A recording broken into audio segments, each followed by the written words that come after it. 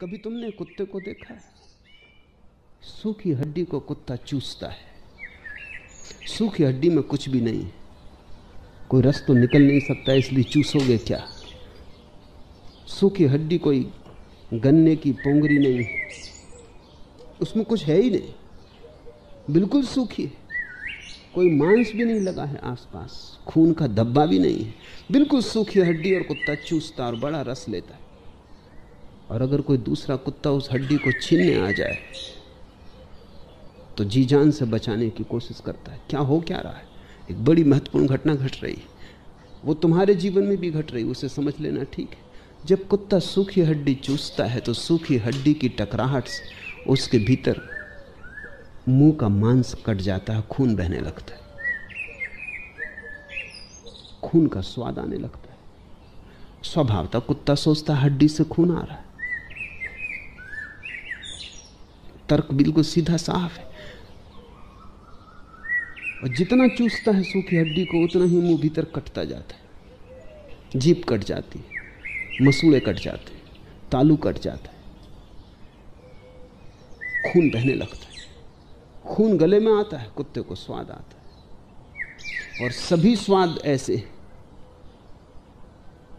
स्वाद बाहर से नहीं आते, तुम ही ले रहे हो, तुम्हारा ही खून बह रहा है, सूखी हड्डियां चूस रहे हो, वहां कुछ है ही नहीं कि कुछ आ जाए। जब तुम सोचते हो कि स्त्री से तुम्हें सुख मिल रहा है, तब तुम ही सुख पा रहे हो, तुम्हारी धारणा का ही सुख है। तुम जब सोचते हो कि सोने से सुख मिल रहा है, तुम ही सुख पा रहे हो, तुम्हारी धारणा का ही सुख है। और सोने के कारण कितनी जगह से तुम कट जाते हो तुम्हें पता नहीं, और कितने घाव हो जाते हैं तुम्हें पता नहीं। सोने का बोझ तुम्हें कैसे दबा देता है इसका तुम्हें पता नहीं। तुम्हारे लोभ और काम में तुम कैसे कारागृह में बंद हो जाते हो जहां की जीना ही असंभव हो जाता है, इसका तुम्हें पता नहीं। स्वाद हेत लपटाइए को निकसे सूरा। कबीर कहते हैं स्वाद के कारण उलझ जाता है व्यक्ति, और फिर कोई बहुत बहादुर ही हो, सूरवीर हो, तो ही बाहर निकल पाता है। सिर्फ साहसी ही बाहर निकल पाते हैं, दुस्साहस। क्योंकि दूसरे से लड़ना तो बहुत आसान है, अपने ही मन से लड़ना बहुत कठिन है। और अपने ही मन को समझना बहुत कठिन है कि क्या हो रहा है। कुत्ते को कैसे पता चले कि सूखी हड्डी से अपना ही खून बह रहा है, उसका ही मैं स्वाद ले रहा हूं। जब मनुष्यों को पता नहीं चलता तो बेचारे कुत्ते का तो कोई कसूर नहीं। तुमने जहां जहां स्वाद लिया है वो तुम्हारे ही रक्त का स्वाद है, और जहां जहां तुमने स्वाद लिया है वहां वहां तुमने अपने जीवन को गंवाया है। जहां जहां तुमने स्वाद लिया है वहां अपनी ऊर्जा खोई है, उससे तुम दीन हुए हो, उससे तुम निर्धन हुए हो।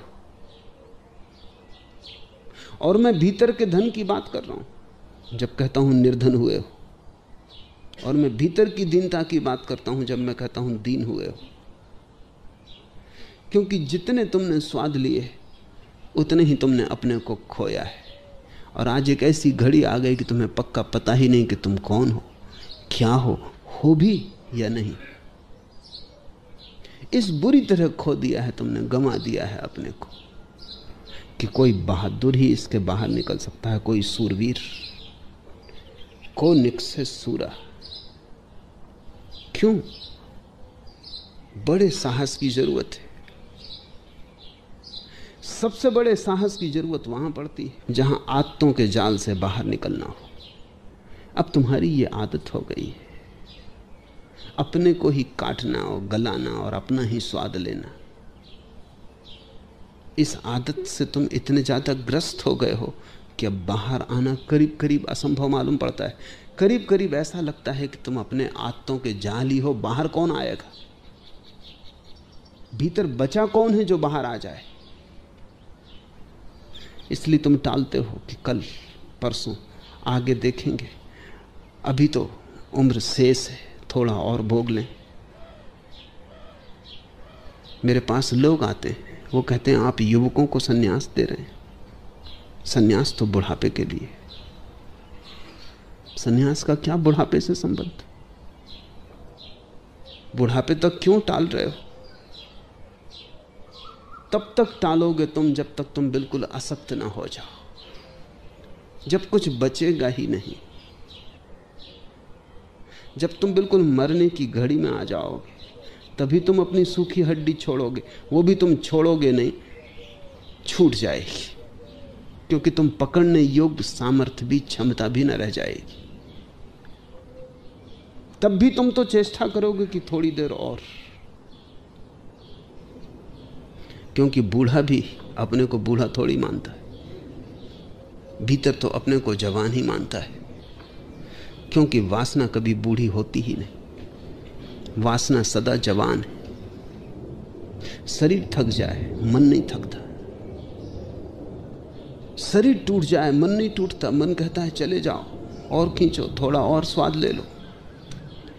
आखिरी मरते क्षण तक भी मन स्वाद से लपटाए रखता है। इसलिए कबीर कहते हैं स्वाद हेत लपटाइए को निकसे सूरा। जो निकल आए बाहर वो बड़ा वीर है। सन्यास केवल साहसियों के लिए, संसार कायरों के लिए। बड़े से बड़ा साहस है जाग जाना और देख लेना स्थिति को। जागने में डर है, क्योंकि तुमने स्थिति में बहुत सा अतीत गंवा दिया है। ऐसा समझो कि एक आदमी आंख बंद किए कागज की नाव में बैठा सागर को पार कर रहा है, और तुम अचानक उसको कहो कि आंख खोलना, समझ ये कागज की नाव है, कहीं भी डुबा देगी। तो वो तुम्हें दुश्मन की तरह देखेगा, क्योंकि हो भला कागज की नाव, लेकिन जब तक पता नहीं है तब तक तो निश्चिंत है, तब तक तो वो नाव ही मान रहा है। अब तुमने उसे झंझट में डाल दिया, ये बता के कि ये कागज की नाव है, डूबेगी। अब मुश्किल खड़ी होगी, अब वो कपेगा और डरेगा और परेशान होगा, वो तुम पे नाराज होगा।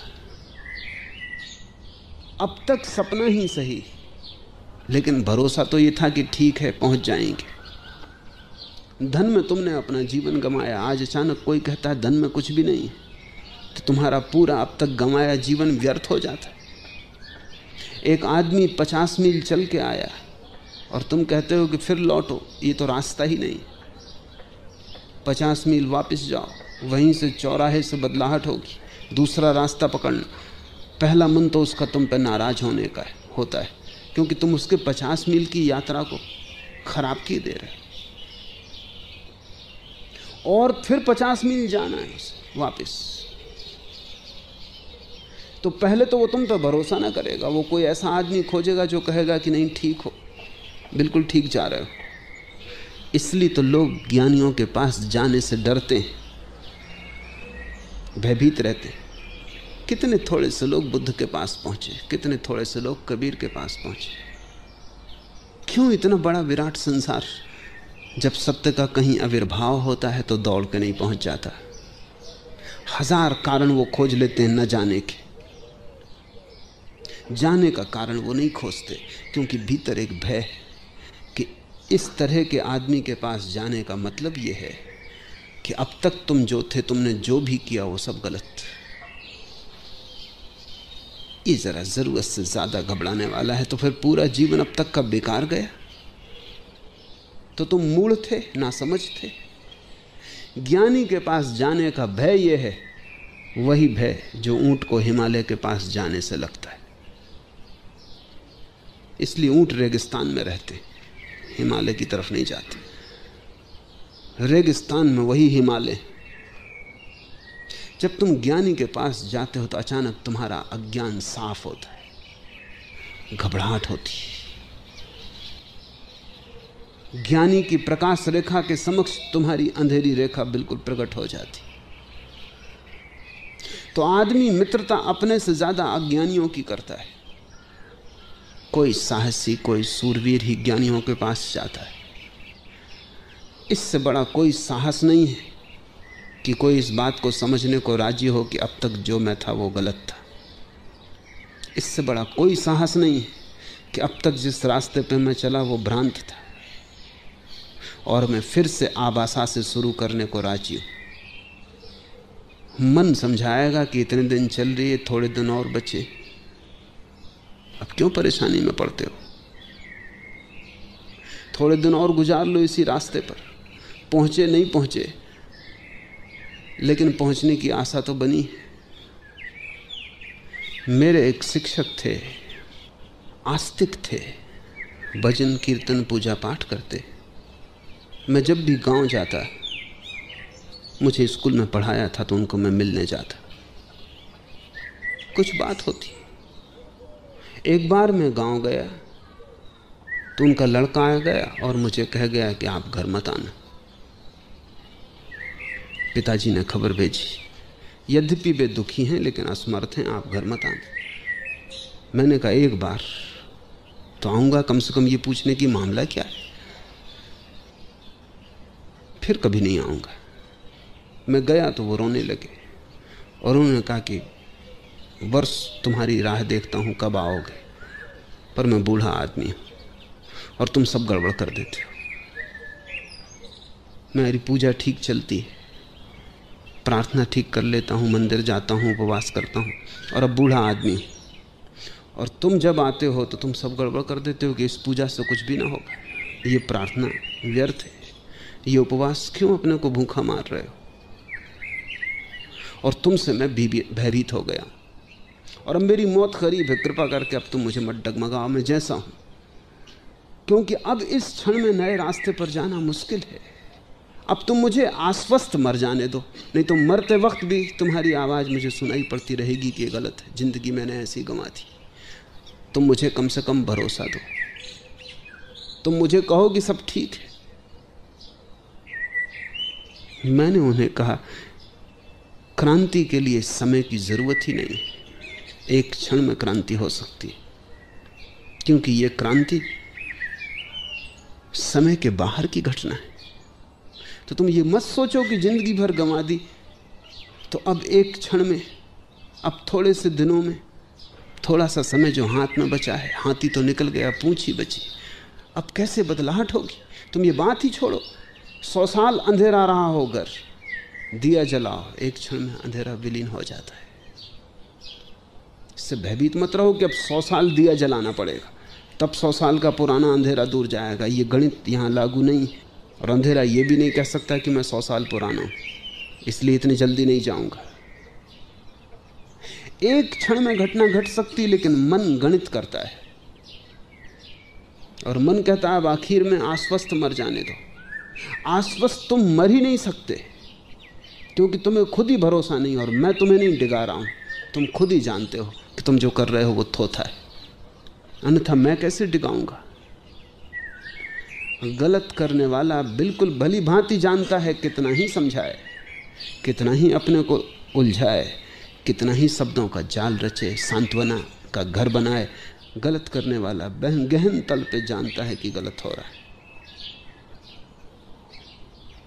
मुल्ला नसरुद्दीन मर रहा था, जिंदगी भर अल्लाह का नाम लिया, प्रार्थना, पूजा, मस्जिद, कुरान का पाठ किया नियमित, और मरते वक्त आखिरी क्षण में उसने जोर से कहा कि हे शैतान, हे अल्लाह, कृपा कर। पास खड़े मौलवी ने पूछा कि नसरुद्दीन मरते वक्त ये क्या कह रहे हो। उसने कहा कि अब सच्ची बात ही कह दूं, मुझे पक्का नहीं है कि अल्लाह मालिक है दुनिया का कि शैतान, और कभी पक्का नहीं रहा, और मरते वक्त दोनों को राजी कर लेना उचित है, जो भी हो। ये मौका कोई जिद करने का नहीं। जीवन भर का संदेह मरते क्षण में उठाएगा, ऊपर आ जाएगा। मरते क्षण में तुम धोखा न दे पाओगे, जीवन में भला धोखा दिया हो। मरते क्षण में सत्य जाहिर हो जाएगा। मरते क्षण में तुम जानोगे सोना मिट्टी था। मरते क्षण में तुम जानोगे कि कोई स्त्री सुख देने वाली नहीं थी, कोई पुरुष सुख देने वाला नहीं था। मरते क्षण में तुम जानोगे कि जिंदगी गंवाई, लेकिन तब करने को कुछ भी ना बचेगा। सूरवीर वही है जो मरने के पहले मरने की हिम्मत रखता है। और क्या मतलब होता है सूरवीर का? कायर किसको कहते हो तुम? कायर उसको कहते हो कि जहां भी मरने की बात उठी कि वो भागा, उसने पूंछ दबाई। सूरवीर वही है जो जीवन के लिए जीवन को दांव पे लगा सकता है। सूरवीर का अर्थ जो जीवन के लिए जीवन को गंवा सकता है, जो मरने के लिए भी तैयार है, जिसकी तैयारी में आखिरी तैयारी सम्मिलित है, मरने की तैयारी। और हम पढ़ेंगे आगे, कबीर कहते हैं कि जो जीते जी मरने की कला जानता है वही केवल परमात्मा को उपलब्ध होता है। मरते तो सभी हैं मरते वक्त।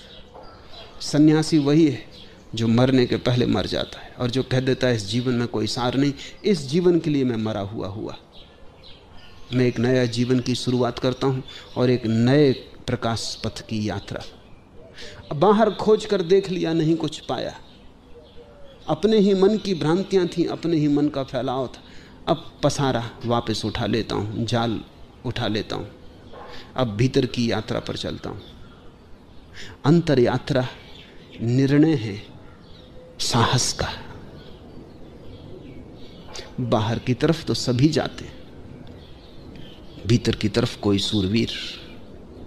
बाहर की तरफ तो पशु भी जाते हैं, पक्षी भी जाते हैं, पौधे भी जाते हैं। तुम्हारा कुछ गुण गौरव नहीं कि तुम बाहर की तरफ जाते हो। भीतर की तरफ न पशु जाते हैं, न पक्षी जाते हैं, न पौधे जाते हैं। केवल मनुष्य जा सकता है। सभी मनुष्य नहीं जाते, कोई सूरवीर जा सकता है। अंतर यात्रा सबसे कठिन यात्रा है। चांद पर पहुंचना आसान, क्योंकि वो भी बाहर की यात्रा है। गौरी शंकर पर चढ़ जाना आसान, क्योंकि वो भी बाहर की यात्रा है। अपने भीतर आ जाना सबसे कठिन यात्रा है, क्योंकि उस भीतर आने में तुम्हें अपने जन्मों जन्मों के आत्तों के जाल तोड़ने पड़ेंगे। जन्मों जन्मों के स्वाद व्यर्थ हैं, ऐसे जानने की क्षमता जुटानी पड़ेगी। और अब तक तुमने जो भी किया वो सपना था। इसे झेल लेने की हिम्मत बड़ी से बड़ी हिम्मत है। मैं अब तक गलत था, जन्मों जन्मों तक गलत रहा। ऐसी जिसकी प्रतीति सघन हो जाती, उसके जीवन में सही की शुरुआत हो गई, सत्य की तरफ पहला कदम उठा। जिसने जान लिया कि मैं अज्ञानी हूं, उसने ज्ञान के मंदिर की तरफ पहला कदम उठा लिया। एक कनक अरु कामनी जग में दोई फंदा, लोभ और काम। जग में दोई फंदा, इन पे जो न बंधावई, ताका में बंदा। और कबीर कहते हैं मैं उसके पैर दाबूं जो इन दो में न बंधे, मैं उसका बंदा। देह धरे इन माही बास, कहूं कैसे छूटे। लेकिन सवाल यह है कि देह में रहते हुए, देह में बसते हुए इनसे कैसे संबंध छूटे। लोभ, काम, ये बड़ा गहन है, क्योंकि देह में हम हैं ही इसीलिए कि अतीत में हमने कामना की, जन्मों जन्मों तक हमने काम वासना जुटोई, उसके कारण ही हम देह में। इसलिए तो ज्ञानी को फिर देह नहीं, उसका पुनरागमन समाप्त, उसका आना जाना बंद। हम देह में आए इसलिए हैं कि हमने न मालूम कितनी वासना इकट्ठी की है, और हम देह को चाहे। मरते वक्त भी आदमी चाहता है और 2 क्षण रुक जाऊं। मरते वक्त भी नए जन्म की आकांक्षा रहती, फिर जन्म पालो, वही आकांक्षा नए जन्म में ले आती, नई देह में ले आती। काम के कारण हम देह में, देह का कण कण काम वासना से बना है। 3 वासनाएं तुम में मिल रही हैं, तुम एक संगम हो महावासनाओं के। एक तुम्हारी वासना जो कि मूल आधार है, जिससे तुम पिछले जन्म से इस जन्म में आए। फिर तुम्हारे पिता की वासना, तुम्हारी माँ की वासना, जिन दोनों ने मिलकर तुम्हें देह दी। इन 3 वासनाओं से तुम बने हो। तुम्हारी देह इन 3 वासनाओं का संगम। 2 तो दिखाई पड़ती हैं, जैसे गंगा और यमुना, तीसरी सरस्वती दिखाई नहीं पड़ती। 2 तो दिखाई पड़ते हैं, तुम्हारे पिता और तुम्हारी माता, और तीसरी तुम्हारी वासना सरस्वती की तरह दिखाई नहीं पड़ती। वही असली है। ये 2 तो सहयोगी हैं, क्योंकि तुमने न चाहा होता तो तुम्हारे पिता और माँ की वासना तुम्हें इस जगत में न ला सकती थी। तुमने चाहा, उनकी वासना सहयोगी बन गई, तुम गर्भस्थ हुए। तुम्हारे शरीर का रोआ रोआ कण कण वासना से बना है। और लोभ, इसे थोड़ा समझ लेना चाहिए कि और सब लोभ, शरीर के प्रति हमारी जो लोभ की दृष्टि है उसी के फैलाव है। तुम अपने घर के प्रति लोभी हो। क्यों? जो व्यक्ति अपने शरीर के प्रति लोभ छोड़ देता है, उसका घर के प्रति लोभ अपने आप छूट जाता है, क्योंकि शरीर ही मूल घर है। फिर बाहर का घर तो इसी घर के लिए सुविधा है। जो व्यक्ति शरीर के प्रति लोभ छोड़ देता है, उसका सोने के प्रति लोभ छूट जाता है, क्योंकि सोना तो फिर इसी घर की सजावट है। और जो इस शरीर के प्रति लोभ छोड़ देता है, धन संपत्ति से उसका लोभ अपने आप छूट जाता है, क्योंकि उन सब का उपयोग इस शरीर के लिए ही है। तो शरीर तुम्हारे काम और तुम्हारे लोभ का आधार है। इसलिए जगत में एक बहुत बड़ा चमत्कार है। अनेक बार बुद्ध से पूछा गया है कि जब आपकी वासना खो गई, जब आपको ज्ञान का आविर्भाव हो गया, जब आप बुद्धत्व को उपलब्ध हो गए, तो फिर आप शरीर में कैसे जी रहे हो? ये प्रश्न संगत है, क्योंकि अब कोई कारण नहीं रहा। न शरीर के प्रति वासना है, कामना है, न लोभ है। अब आप शरीर में कैसे हो? कठिन है समझना। लेकिन बुद्ध कहते हैं अतीत के बल के कारण, मोमेंटम।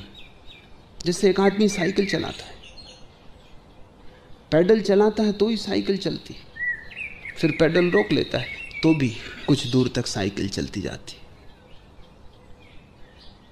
मोमेंटम, वो जो गति इतनी देर तक चलाने से पहियों को मिल गई है, अब पैडल की जरूरत नहीं। कुछ यात्रा बिना पैडल के भी हो जाती।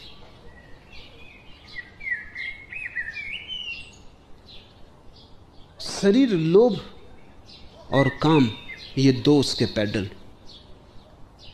इन दोनों से ही शरीर टिका है। इसलिए बुद्ध पुरुष भी जी जाते हैं थोड़े दिन, लेकिन उनका जीना बड़ा कठिन हो जाता है। लोग आमतौर से सोचते हैं कि बुद्ध पुरुष बहुत स्वस्थ होते होंगे, गलत है। बुद्ध पुरुष बड़ी मुश्किल में जी पाते। जैसा तुम्हें पता होगा, अगर तुम साइकिल चलाते हो, चलती है लेकिन कब गिरी कब गिरी। बिना पैडल के भी थोड़ी चलती है, लेकिन कभी भी गिरना बना रहता है। बुद्ध पुरुष का संबंध शरीर से तो टूट जाता है। अब वो शरीर में ऐसे है जैसे नहीं है। ऐसे जैसे तुम वृक्ष की जड़ें उखाड़ लो तो भी 2-4 दिन हरा रह जाता है, बस। जड़ें तो टूट गई हैं जमीन से, लेकिन वृक्ष 2-4 दिन हरा रह जाता है। इतनी संचित जल राशि उसके भीतर है जिससे हरा रह जाता है। संचित बल है अतीत का जिससे हरा रह जाता है। बुद्ध भी, महावीर, रमन, रामकृष्ण कैंसर से मरे, रमन भी कैंसर से मरे। बड़ी हैरानी मालूम होती कि रमन और रामकृष्ण जैसे व्यक्ति अगर कैंसर से मरते हो तो बड़ा अन्याय है। अन्याय वगैरह कुछ भी नहीं, सीधी बात साफ है कि अब शरीर में कोई भीतरी बल नहीं है, किसी तरह चल रहा है। इसलिए किसी भी तरह की बीमारी के लिए आधार हो सकता है, क्योंकि भीतर का धक्का तो अब बंद हो गया है। अब तो पुराने धक्के पर चल रहा है। ऐसा समझो कि मूलधन तो चुक गया है, ब्याज से जी रहा है। देह